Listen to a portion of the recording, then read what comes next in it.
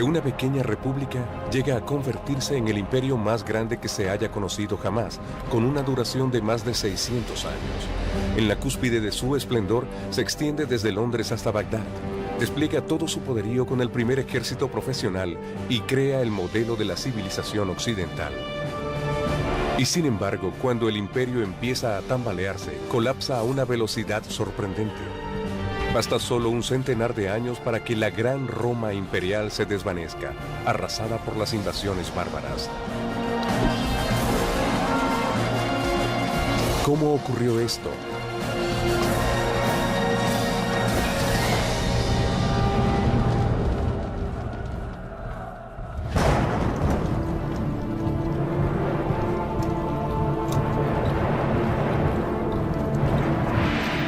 Nos encontramos a finales del siglo II a.C., 100 años antes de la crucifixión de Jesús, una década antes del nacimiento de Julio César. Roma enfrenta una transición que cambiará su naturaleza para siempre. Sucede en tiempos de conquista. Roma ha tenido 150 años de expansión realmente exitosa. Han derrotado a Cartago, su gran enemigo al otro lado del mar Mediterráneo en África. Han comenzado a expandirse hacia el norte y han obtenido grandes conquistas en España difíciles de mantener. Pero al mismo tiempo que los romanos fraguan su lugar en el mundo a través de brutales conquistas, la República enfrenta un cataclismo que a la larga obligará a los romanos a sustituir el gobierno del Senado por el de una dictadura absoluta de un emperador. Todo esto se inicia con la Primera Guerra Bárbara. Para el año 113 a.C., Roma se ha convertido en la dueña de toda la cuenca mediterránea. Pero con las nuevas tierras vienen nuevos enemigos. Los romanos saben que más lejos, sobre todo al norte, hay personas aún más temibles que los ejércitos que ellos ya han derrotado anteriormente. Y están preocupados porque esas personas se dirigen hacia Italia. Más allá de las fronteras de la civilización romana, los soldados se enfrentan a una raza guerrera desconocida. Los llaman bárbaros, una palabra que significa extranjero y rudo. Cualquiera que no siguiera las clásicas costumbres y que no hablara las lenguas clásicas, latín o griego, era considerado como una persona muy diferente, extraño, bárbaro. Y Roma simplemente los veía como menos capaces y mucho menos civilizados que ellos. Solo la accidentada cordillera de los Alpes mantiene a raya a los bárbaros del norte. Desde el punto de vista de los romanos, la cadena montañosa de los Alpes en la parte norte de Italia es como el corcho de la botella que mantiene alejados a los chicos malos. Pero ellos no controlan el corcho y por eso saben que este podría saltar en cualquier momento y el enemigo podría colarse dentro de Italia. Al menos eso es lo que temen.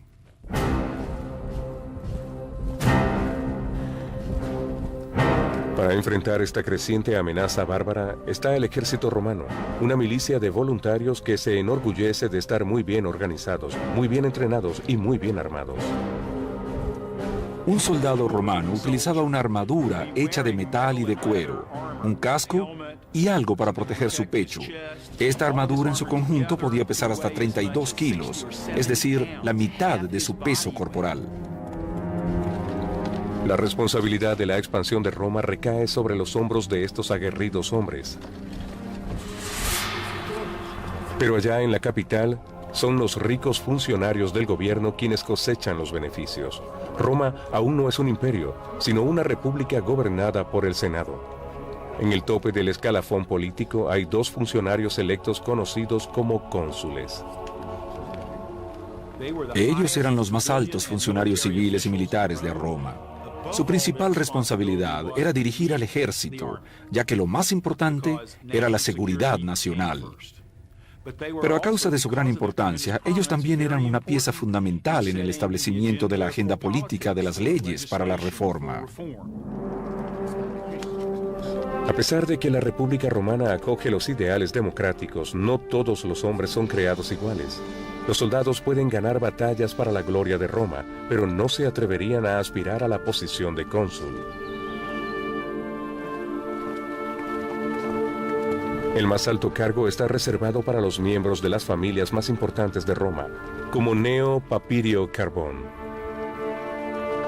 Un número muy pequeño de familias participaban en las elecciones para convertirse en cónsul, debido a la creencia de que Roma realmente necesitaba el tipo de honor que procedía de una familia con una larga y distinguida historia. A medida que Roma se expande, ese honor ya no está basado en el mérito, sino en el dinero. Lo que pasa en Roma es que a medida que se conquistan nuevos territorios, una mayor riqueza fluye a la ciudad y surge la sensación de que esa riqueza va a desmoralizar tanto a los ciudadanos como a la aristocracia. La creencia de que como la riqueza se vuelve más y más poderosa y cada vez más atractiva en la sociedad romana, va a terminar infiltrándose dentro del proceso político. Al distribuir su riqueza a su alrededor, Carbón logra comprar su posición como cónsul. En términos de la campaña política, una de las cosas que encontramos al final de la República es que el sistema llega a ser extremadamente corrupto. La gente ofrece todo tipo de donativos, pequeños obsequios de cualquier clase o dinero a fin de obtener el voto. Sin embargo, en el norte, una nueva y peligrosa tribu, los cimbrios, está en movimiento. Desde su hogar en el norte de Europa, viajan al sur dirigiéndose al territorio romano. Completamente salvajes, los cimbrios infunden terror, según narra el antiguo y famoso biógrafo Plutarco. Se creía que eran tribus alemanas debido a su gran tamaño, el color azul claro de sus ojos y el hecho de que su nombre, Cimbrios, era el apodo alemán que se daba a los saqueadores. Lideradas por Boirix, el gran señor de la guerra, las hordas dejan un rastro de destrucción a su paso. Eran pueblos característicos de la Edad del Hierro.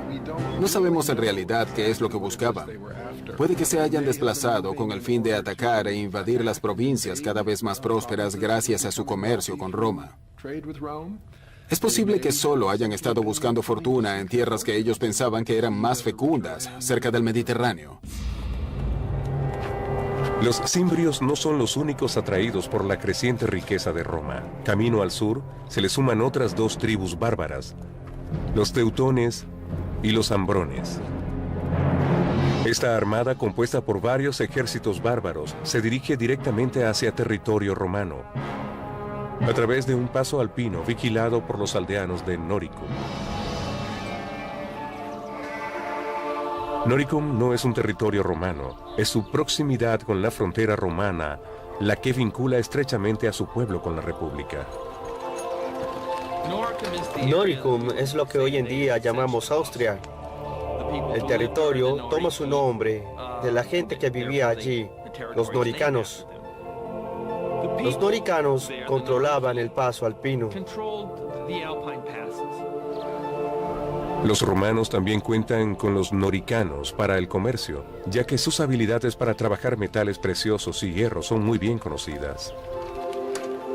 Lo que los noricanos tienen a su disposición en términos de materia prima es el oro, la plata y la sal. Los depósitos de sal en los Alpes son una gran industria. Los romanos realmente necesitaban grandes cantidades de sal como conservante. Tenían que tenerla y su necesidad de ella era permanente. Las aldeas de los noricanos constituyen un blanco irresistible para los despiadados guerreros cimbrios.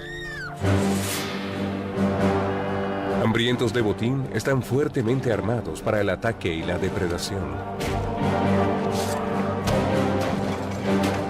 Para el período al que nos estamos refiriendo, primero y segundo siglo antes de Cristo, los cimbrios contaban con espadas, lanzas y escudos muy eficaces. Los cascos no eran comunes, pero estaban excelentemente equipados con armas muy variadas y poderosas. Pero los bárbaros querían algo más que la riqueza de los noricanos. Lo que los bárbaros del norte que migraban querían por encima de todo era la tierra. No estaban allí para asaltar y partir. Ellos querían vivir cerca de los romanos. Los artesanos de Noricum no tenían ninguna posibilidad contra los guerreros del norte.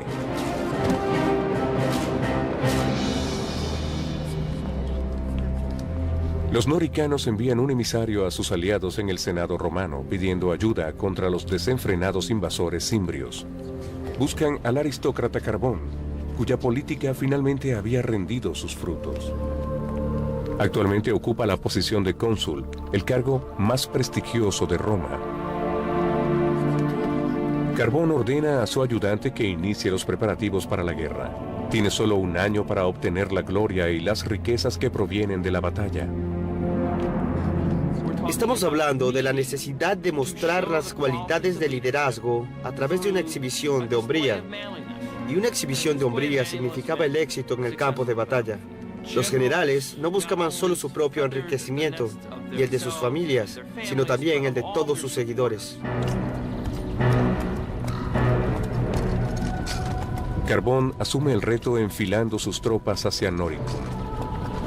A pesar de su total falta de experiencia en los asuntos de la guerra, está ansioso por demostrar que es algo más que solo un rico senador. Llega a Noricum respaldado por los hombres del ejército romano, que después de un siglo de victorias, resuman confianza en sí mismos. Los cimbrios alegaron que ellos no sabían que estaban ocupando un territorio en el que no deberían estar. Enviaron embajadores. Los bárbaros nunca habían visto un ejército tan disciplinado y bien equipado. El señor de la guerra, Boirix, le dice a Carbón que su pueblo solo desea regresar a sus hogares pacíficamente. Carbón consiente en dejarlos ir. Pero una tregua trae muy pocos laureles. El general romano elabora un plan para forzar la victoria que tanto necesita. Carbón fingió que iba a negociar y luego, utilizando un atajo, envió sus tropas a atacar a los cimbrios antes de que los embajadores regresaran, pensando que su ataque sorpresa podría funcionar. El plan de Carbón fracasó. El comandante romano Carbón le ganó a este grupo llamado los cimbrios, pero lo hizo de una manera deshonrosa. Algunos de los embajadores cimbrios sobreviven para difundir a su regreso una historia de traición a los campamentos bárbaros. Furiosos, los bárbaros juran que nunca se irán hasta que obtengan una venganza igualmente sangrienta.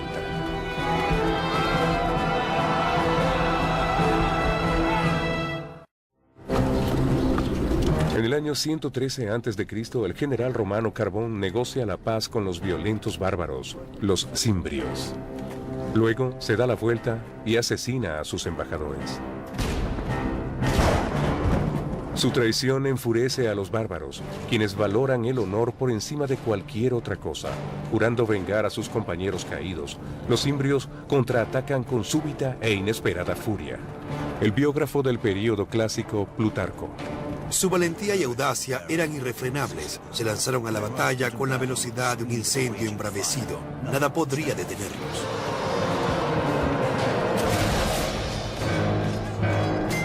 Comandados por dos señores de la guerra, Boirix de los cimbrios y Teutobod de los teutones, los bárbaros avanzan en inagotables oleadas.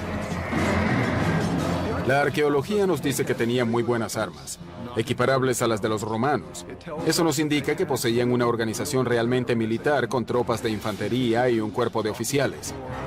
Nosotros ciertamente entendemos mucho más de lo que los romanos parecían comprender en aquel momento, hasta que fue demasiado tarde. El cónsul Carbón de pronto se encontró lejos de la comodidad y los privilegios de la política romana.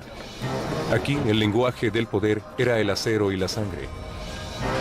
Como cónsul, magistrado y jefe de la guerra, fracasa miserablemente. Debido a que el magistrado jefe de la guerra está afuera solo durante un año, con frecuencia ese es el momento que aprovechan los aficionados para ir al campo de batalla. De esta manera, muy a menudo, líderes ineptos terminan ocupando posiciones muy importantes, lo que en ocasiones resulta un desastre para los romanos. La batalla por Noricum es un completo desastre. Los romanos al final se salvaron de ser lanzados del abismo al infierno de la completa destrucción solo por una tormenta gigante con rayos, truenos y lluvia. Derribado de su caballo, Carbón lucha por huir de ese funesto caos. Escapa de la batalla solo para suicidarse, porque se ha deshonrado a sí mismo y a Roma ante los ojos de los dioses. Los dioses salvaron a los romanos, pero solo justo después de que muchos de ellos habían sido asesinados. ¿Qué significaba esto? Significaba que los dioses estaban descontentos por la forma en que los romanos se habían comportado. Y sin embargo, los romanos se aferran a la idea de que solo los aristócratas los pueden llevar a la victoria. Los romanos creían que viejo significaba bueno y nuevo significaba peligroso. Así que, para sus políticos y sus dirigentes, preferían personas con una larga y distinguida historia familiar. En la próxima década, una serie de nobles, todos armados con más arrogancia que habilidades, dirigen los ejércitos hacia el norte para proteger la provincia de Roma en la Galia. Se enfrentan a los bárbaros en Tolosa, Burdigala y finalmente en Aurasio, hoy en día Toulouse, Burdeos y Orange en Francia. En cada caso, los bárbaros derrotan totalmente a las vitoreadas legiones romanas. Los romanos tenían una manera particular de luchar. Si recordamos el comienzo de la película Gladiador, es una representación perfecta de la forma en que a Roma le gustaba pelear, tomándose horas para planificar cada detalle de la batalla y a continuación lanzar el ataque. En cambio, el contraataque de los bárbaros es imprevisible y devastador para las filas romanas. Si hay una fila de hombres, si algún soldado cae, la persona que viene detrás ocupa el espacio vacío. La muerte llega a ser algo mucho más íntimo.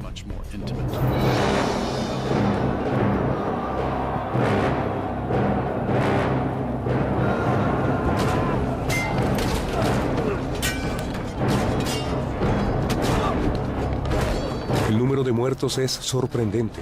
En Araucio, solamente 80.000 romanos son masacrados en una sola tarde. Cuando un ejército pierde su cohesión, los hombres son literalmente como peces en un barril, y cualquiera del lado contrario puede atraparlos fácilmente al azar. Así que cuando uno de los bandos ha sido derrotado, los vencedores pueden masacrarlos uno por uno, sin que los que llevan a cabo la masacre corran ningún peligro. Ya no estamos hablando de una batalla, se trata de una ejecución en masa.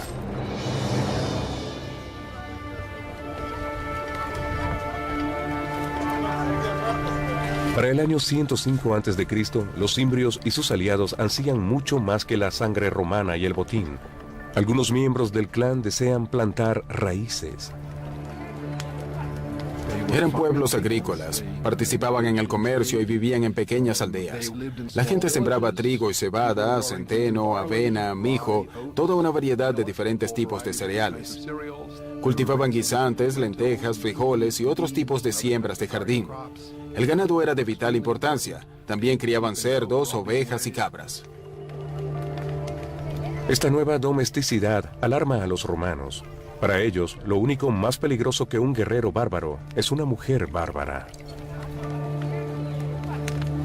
La presencia de la mujer es una forma común de los romanos de comunicar que se trata de una invasión para la colonización. En otras palabras, este es un grupo que viene a alterar de manera significativa su forma de vida y amenazar sus valores fundamentales. Si solo se trataba de un ataque, eran simplemente un montón de chicos adolescentes y los romanos podían resolver eso. Pero cuando había mujeres incluidas, se trataba de una figura migratoria. Ahí estamos hablando de permanencia. Eso exige una solución más severa y a largo plazo.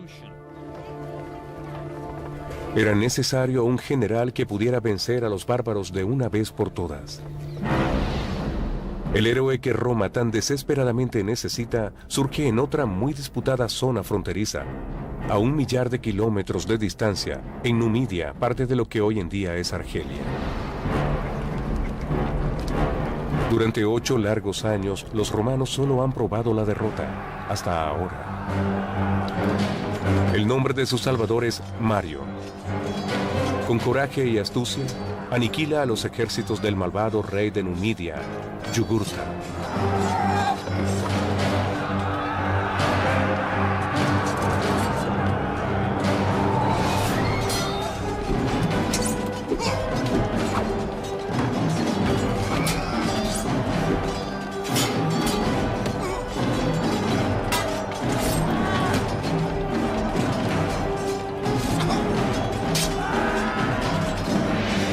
Roma necesitaba grandes soldados, y Mario era el más grande que Roma había visto nunca.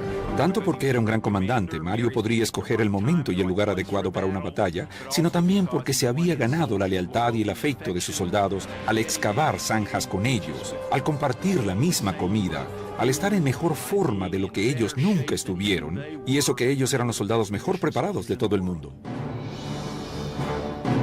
Mario surge por sus propios méritos, ya que no es un aristócrata. Sin embargo, Mario habla con orgullo de su origen humilde.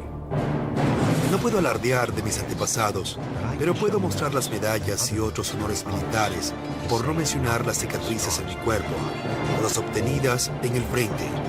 Ellas son mi título de nobleza. Ahora, a medida que los bárbaros del norte se acercan, los romanos se dirigen a Mario, su mejor y última esperanza. A finales del siglo II a.C., una tribu de bárbaros violentos, los cimbrios, junto con sus aliados los teutones y ambrones, devastan la frontera norte. Una Roma horrorizada acude a su más grande general, el nuevo cónsul Mario. Mario es un comandante militar consagrado y uno no quiere perder tiempo cuando los teutones y los cimbrios han derrotado a un ejército tras otro. Hay que abocarse a resolver el problema urgentemente y ello requiere enviar a un líder capaz al campo de batalla. Pero incluso el gran Mario no puede liderar sin hombres que lo sigan. Devastada por una década de guerras, Roma se enfrenta a una crítica escasez de tropas. La pérdida de numerosos hombres, como le ocurrió a los romanos contra las tribus alemanas en los años 113, 109, 107, 106 y 105, va a traumatizar seriamente a la sociedad romana. A pesar de una fuerte campaña de reclutamiento, Mario no puede encontrar suficientes hombres calificados, propietarios de tierras dispuestos a servir. Para estar en el ejército romano de la Gran República era necesario tener un título de propiedad. Había que ser una persona de fortuna y eso acarrea dificultades para el ejército romano, debido al problema que existía con la mano de obra. La solución de Mario es tan simple como radical. Envía a sus reclutadores a buscar soldados entre los pobres sin tierras. No había que tener una propiedad para ser un ciudadano romano, de modo que, ¿por qué habría que tener una propiedad para poder ser legionario? Muchas personas desean ser soldados. Es un buen trabajo, y probablemente sea un trabajo emocionante. Oportunidades para el saqueo, vino, mujeres y canciones, oportunidad de ver el mundo a expensas del gobierno, etc. Las mismas cosas que vemos en los afiches de reclutamiento de hoy. Mario afirma que cualquiera puede entrar en el ejército. Esto le dio entonces a los romanos un grupo mucho mayor de hombres para escoger y fortalecer sus legiones, porque en la sociedad romana había muchos más pobres que gente de clase media. La vieja guardia juzgaba a sus reclutas según sus ingresos. Mario juzga a los suyos según su potencial para la lucha. Si podía enfrentar a un legionario, podía hacerle frente a los bárbaros. Al ampliar la búsqueda de legionarios hacia el proletariado, lo que sucede rápidamente es que el soldado ordinario se hace aún más dependiente del éxito del comandante. Se espera que el general provea lo necesario para sus hombres y que lo haga tan pronto como pueda, y que sea generoso. Atraídos por la promesa de riqueza, un nuevo tipo de soldado romano marcha a la guerra. Mario se compromete a darles todas las herramientas y habilidades que necesitan. Voy a enseñarles a cómo vencer al enemigo, a no temerle a nada sino al deshonor, a dormir en el suelo desnudo y a trabajar duro con el estómago vacío.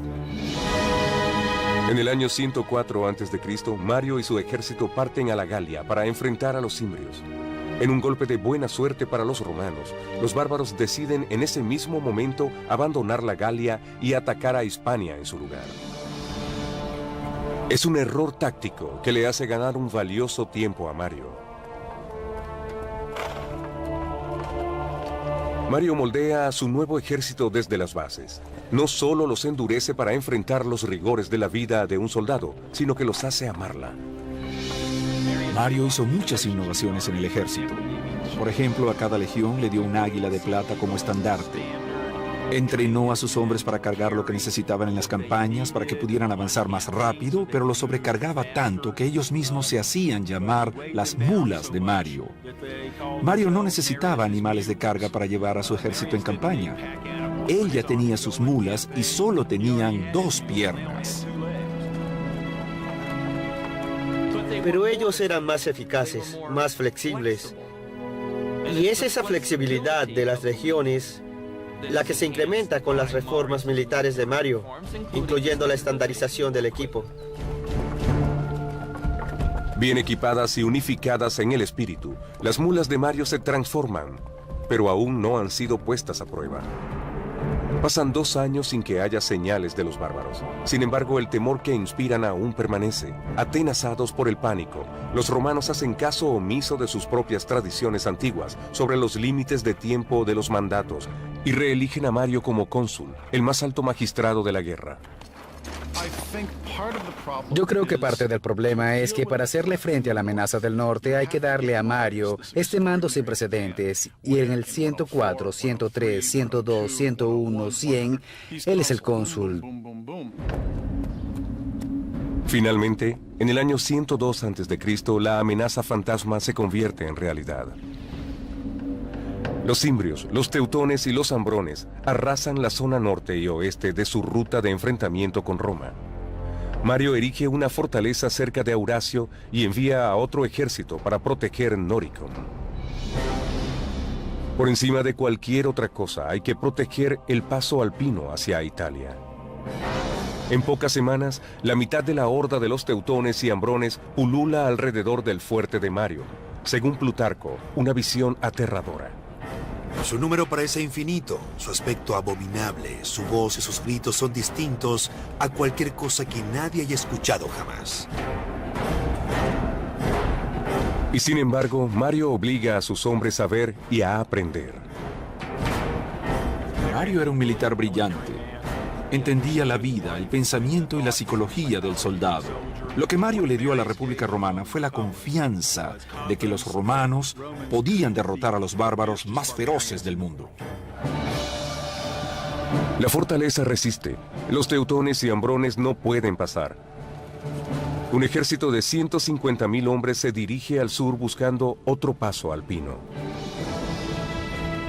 Los romanos los siguen a distancia, sin ningún apremio a librar combate hasta que llegue el momento y el lugar apropiado, porque Mario ya ha elegido el perfecto campo de batalla, en donde desatará finalmente el poder de su ejército no convencional. En el año 102 a.C., un enjambre de cientos de miles de bárbaros se dirigía hacia Italia.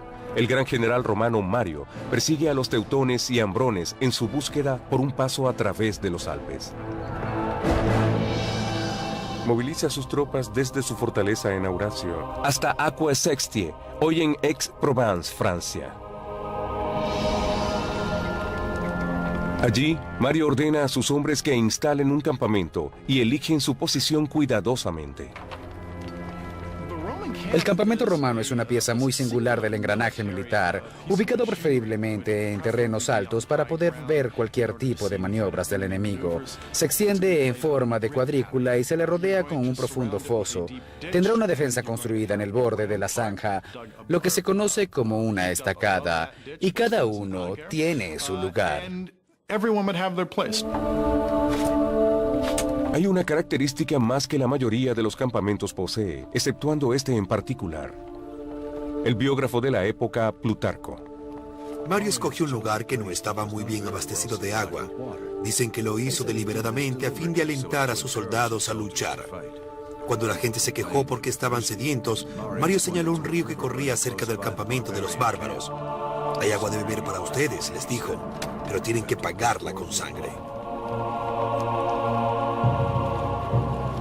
En las orillas del río Ródano, instalados a cada lado en 2 grandes campamentos, los ambrones y teutones tienen abundante agua fresca para beber. Confiados en que los romanos no son rivales para ellos, los ambrones se recrean en festines y celebraciones. Los romanos, especialmente los soldados ordinarios, les tenían miedo a los bárbaros del norte, a los que venían del norte más lejano y de los climas más fríos. Los climas difíciles eran para los hombres rudos. Ellos eran mucho más grandes que los romanos, hacían mucho más ruido que los romanos y desde el punto de vista de los romanos eran malolientes. No porque no se bañaran, probablemente se bañaban más que los soldados romanos, sino porque utilizaban, digamos, una colonia diferente, grasa de oso. Los romanos estaban acostumbrados al aroma del aceite de oliva. Nunca sospecharon el peligro que los acechaba en el bosque, a medida que un pequeño pero desesperado contingente de tropas de Mario se internaba lentamente en el campamento de los bárbaros. Los soldados romanos no eran tontos y se sentían temerosos. Sabían que estarían en peligro de muerte tan fácilmente como lo estaban sus enemigos, porque los soldados romanos no mataban a distancia.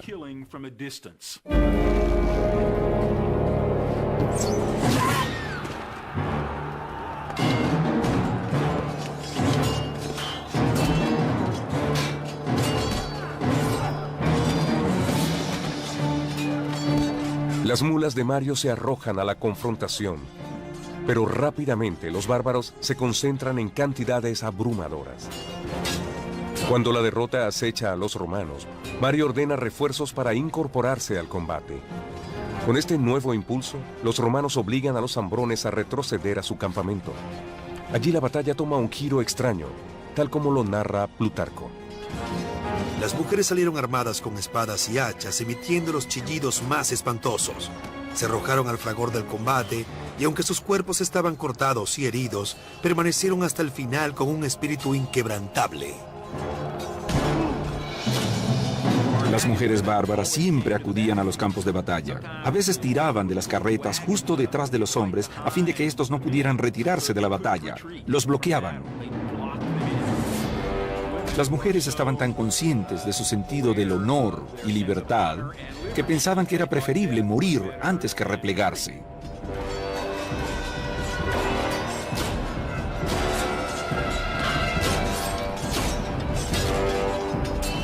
Los romanos consideraban a estas mujeres como increíblemente audaces y valerosas. Pensaban que estas mujeres bárbaras eran quienes tomaban los riesgos decisivos al traer la familia al campo de batalla. Ponían todo en juego, apostaban todo a esa única tirada de los dados. Ganaban o morían, y eso les incluía a todos, hombres, mujeres, niños y bebés.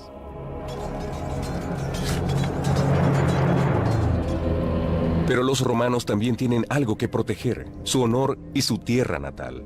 Con las habilidades que Mario les ha enseñado, obtienen su primera victoria sobre los invasores alemanes en más de una década.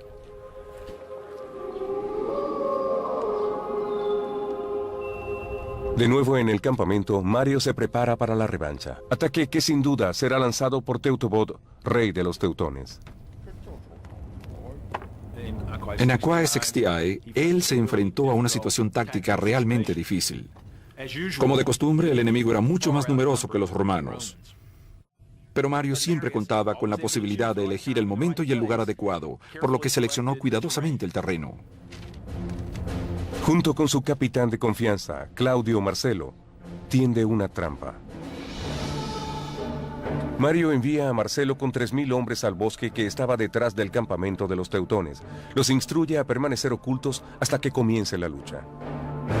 Los bárbaros, en su afán de venganza, remontan la colina hasta el campamento romano, tal como Mario lo ha planeado.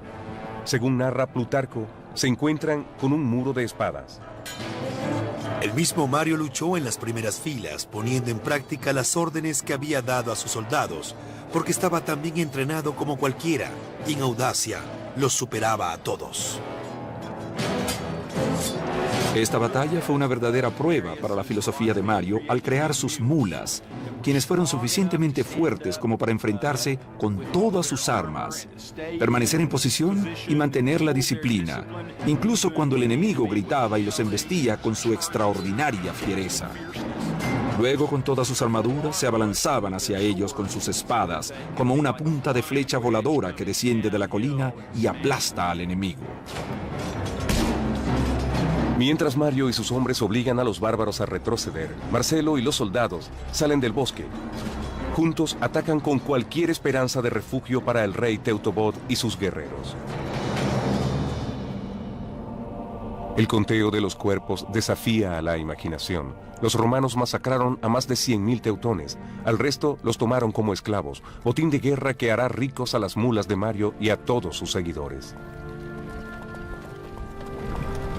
Las prebendas no son tan solo para sus soldados.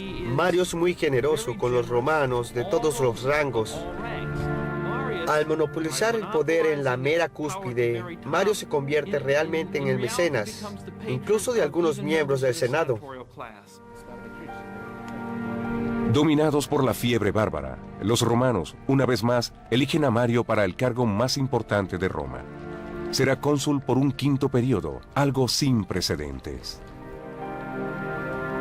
Había un temor tan inmenso de que los bárbaros se aparecieran atravesando el paso de los Alpes que los romanos no controlaban y que devastaran Italia y saquearan Roma, que la política pasa a ocupar el último lugar. Porque Roma no está fuera de peligro, Mario solo ha aniquilado a la mitad de la horda de los bárbaros.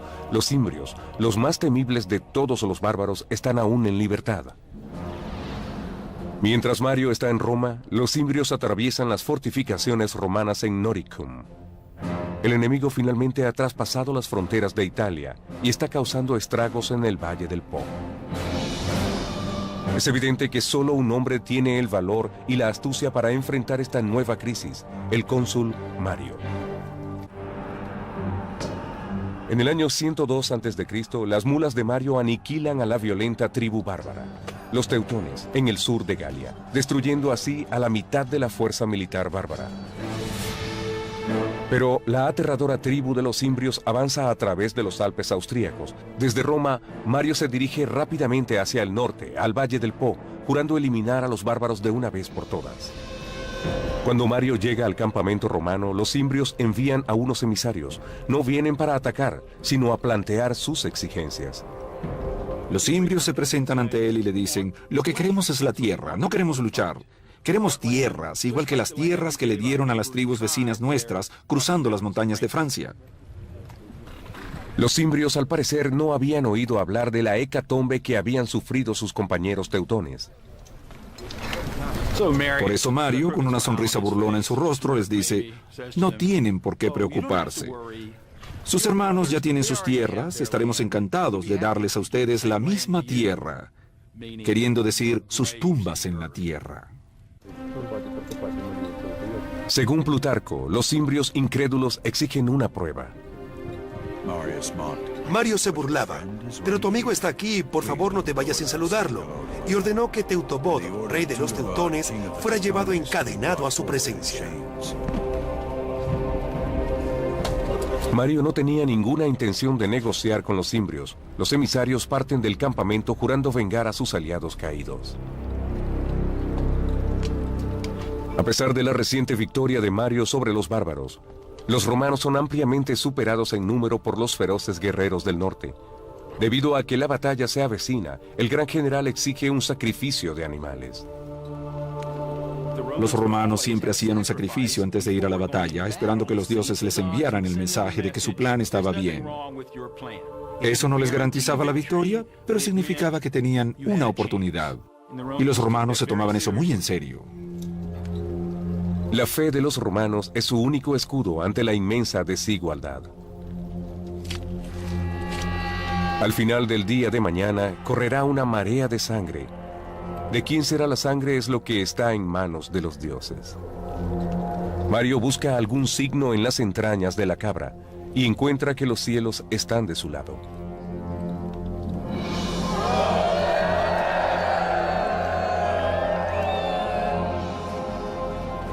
En el año 101 a.C., toda Roma retiene el aliento mientras dos enemigos mortales se enfrentan a las afueras de la aldea de Vercelli, Italia.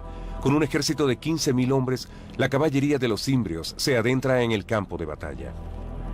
Justo detrás de ellos viene la temible infantería como una nube de langostas en movimiento. Como las líneas romanas ya están listas, Mario hace un último llamamiento a los dioses.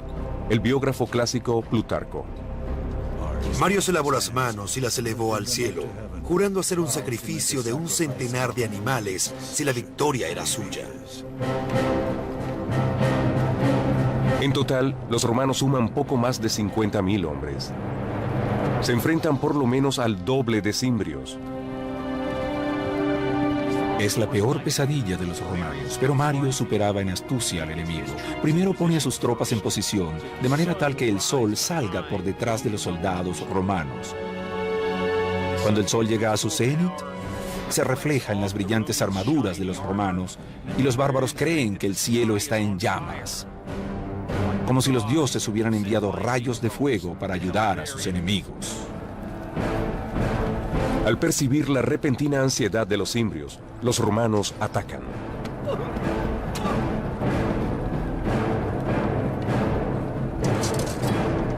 Los romanos tienen lanzadores de ondas y arqueros, pero la infantería es el puntal de la batalla. Significa que te vas a llenar de sangre, vas a escuchar los quejidos de la persona a quien estás matando y de la persona que está siendo asesinada a su lado. No se puede saber lo que está pasando a espaldas o al lado de uno porque lleva puesto un casco. Apenas se puede escuchar y solo puede ver derecho hacia adelante. Se requiere coraje, dedicación y ser capaz de superar el miedo a unos niveles asombrosamente abrumadores. En Vercelli, los romanos arrasan con 120.000 cimbrios. Aún más importante, conjuran la sombra de temor que ha aterrorizado a Roma durante 13 años. Mario regresa de la guerra con los cimbrios como un héroe. Las fervorosas multitudes lo aclaman como el salvador de Roma, a pesar de su propia norma de larga tradición de que nadie debería cumplir periodos consecutivos en el consulado. La muchedumbre aclama para que Mario se postule como cónsul una vez más. Cuando Mario así lo hace, poco a poco se encamina a convertirse a los ojos de la gente en el dirigente permanente de esta empresa, por lo que cada vez está más cerca de tener un emperador. Esa es precisamente la preocupación que la aristocracia ha tenido todo este tiempo. Ahora que el peligro de los bárbaros ha pasado, muchos nobles son abiertamente hostiles a Mario. Para mantener el poder, Mario debe encontrar apoyo en otra parte. Se pone en contacto con políticos corruptos, acostumbrados a utilizar el soborno y el asesinato. Como político, Mario no era bueno a la hora de escoger quiénes serían sus aliados. No era perspicaz ni firme en la arena política, como sí lo era con las espadas y las lanzas en el campo de batalla. Celoso de otros militares brillantes que estaban surgiendo, Mario ordena el asesinato de muchos de sus rivales.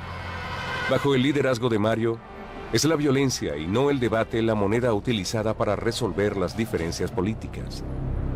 Había salvado a Roma, pero solo para sacarle el corazón a la República. Sin embargo, Mario nunca pierde el amor del pueblo. En el año 86 a.C., poco antes de su muerte, lo eligen para un extraordinario séptimo consulado. Dejó un legado de poder en manos de los militares. Dejó un legado de apoyo popular para un hombre en el poder. Es un evento clave porque la balanza del poder va a cambiar. En lugar de 10 o 20 familias gobernantes que controlan el consulado, comenzarán a contar solo con estos grandes señores de la guerra. El poder del dinero, el poder de tener el respaldo de todos esos hombres, ya sea a través del apoyo político, utilizándolos como una amenaza potencial para ir en contra de los enemigos políticos, va a convertirse más tarde en un gran problema para el gobierno romano. A medida que el imperio transita una larga y lenta caída hacia la dictadura, se inicia en Roma un apocalipsis de injusticias políticas y una guerra sin fin, de la cual no hay retorno.